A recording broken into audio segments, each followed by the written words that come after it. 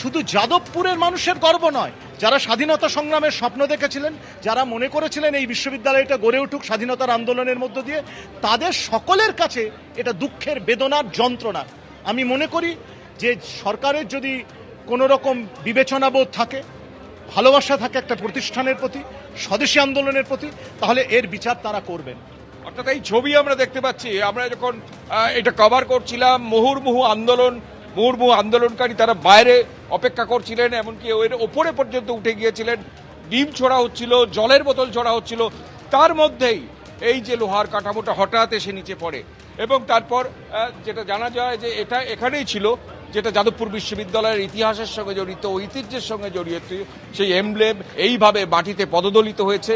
এবং তা নিয়ে যাদবপুর বিশ্ববিদ্যালয়ের পড়ুয়া, অধ্যাপক তারা ক্ষোভ প্রকাশ করছেন যে এটা কি আন্দোলনের নামে বিশ্ববিদ্যালয়ের ঐতিহ্যকে পদাঘাত করা, এটা কি ধরনের আন্দোলন, প্রশ্ন তুলছেন তারা। একেবারেই ছবি আপনারা দেখতে পেলেন যে শুধুমাত্র ছাত্রছাত্রীদের এই আন্দোলন নয়, তার পাশাপাশি একেবারে প্রতীকেও কিন্তু হাত পড়েছে এবং সেখানে যাদবপুর বিশ্ববিদ্যালয়ের প্রতীকের খণ্ড অংশ কিন্তু মাটিতে পড়ে রয়েছে। কেন এই ধরনের ঘটনা ঘটছে ছাত্র আন্দোলনের নামে? অধ্যাপকরা তারা কিন্তু এবার এই প্রশ্ন তুলছেন। বিক্ষোভের ছবি দেখতে পাচ্ছেন, কিছুক্ষণ আগেই রণক্ষেত্র হয়ে ওঠে যাদবপুর এইচবি চত্বর, যেখানে বাম ছাত্র সংগঠন তারা ব্যারিকেড ভাঙার চেষ্টা করলে পুলিশের সঙ্গে ধুন্ধুমার বেঁধে যায়।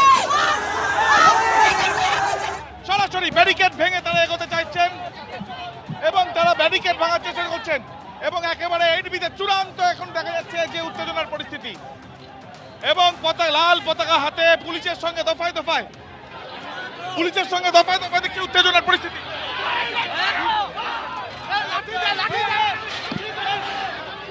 দেখতে পাচ্ছি পুলিশ আটকানোর চেষ্টা করছে ব্যারিকেড এবং ব্যারিকেড ভেঙে এগোনোর চেষ্টা। সম্পূর্ণভাবে চূড়ান্ত উত্তেজনার পরিস্থিতি তৈরি হয়েছে এইচবির সামনে।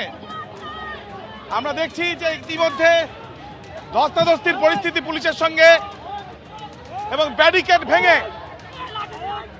ভেঙে ইতিমধ্যে কিন্তু দেখা যাচ্ছে ব্যারিকেড ভেঙে এগোনোর প্রক্রিয়া শুরু করা হচ্ছে এবং ইতিমধ্যে ব্যাপক উত্তেজনার পরিস্থিতি তৈরি হয়েছে এবং এই যে ব্যাপক উত্তেজনার পরিস্থিতি, ধস্তাধস্তি পুলিশের সাথে এবং বলতে বলতে ব্যারিকেড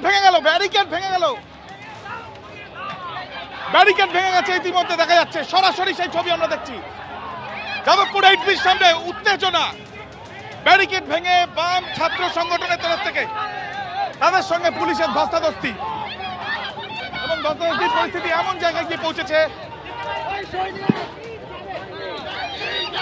যে ব্যারিকেড ভেঙে গেছে।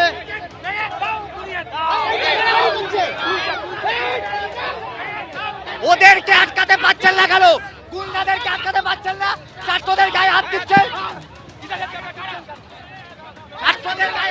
আর গুন্ডাদেরকে আটকাতে পারছেন না। হ্যাঁ, ওদেরকে আটকাতে এটা কে? বিজেপি কে? নাম কি আছে? নাম কি?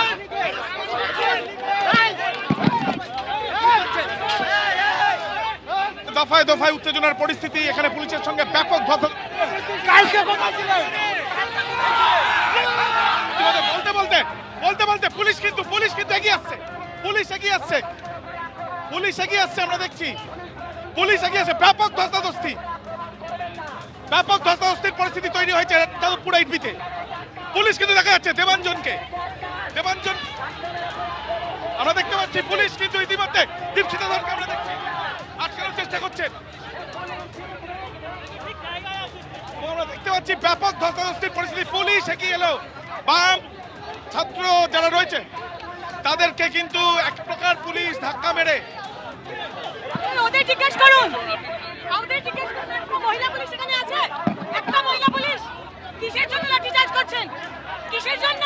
এই যে এই সিলটা দেখছো না, এই সিলটা আসলে শুভেন্দুকে রক্ষা করার সিল। এই সিলটা আসলে এবিভিপিকে রক্ষা করার সিল। কালকে রাত্রিরে যখন বিজেপির গুন্ডারা এখানকার বিজেপি বিধায়িকার নেতৃত্বে আগুন লাগাচ্ছিল যাদবপুরে, তখন এরা ঘুমোচ্ছিল। পুলিশের সঙ্গে ব্যাপক ধস্তাধস্তির পরিস্থিতি এবং অনেকেই অবস্থান করার জন্য বসে পড়ছেন। তাদেরকে ঠেলে এইচবির ভেতরে ঠেলে তাদেরকে ভেতরে ঢুকিয়ে দেওয়া হচ্ছে এই গলির ভেতরে। দফায় দফায় উত্তেজনার পরিস্থিতি হয়ে রয়েছে এবং বলতে বলতে আমরা দেখছি আহত হয়েছেন একজন গুরুতর আহত হয়েছেন। গুন্ডা পুলিশ ধিক্কার, গুন্ডা পুলিশ ধিক্কার, গুন্ডা পুলিশ ধিক্কার। এবিপি আনন্দ, এগিয়ে থাকে, এগিয়ে রাখে।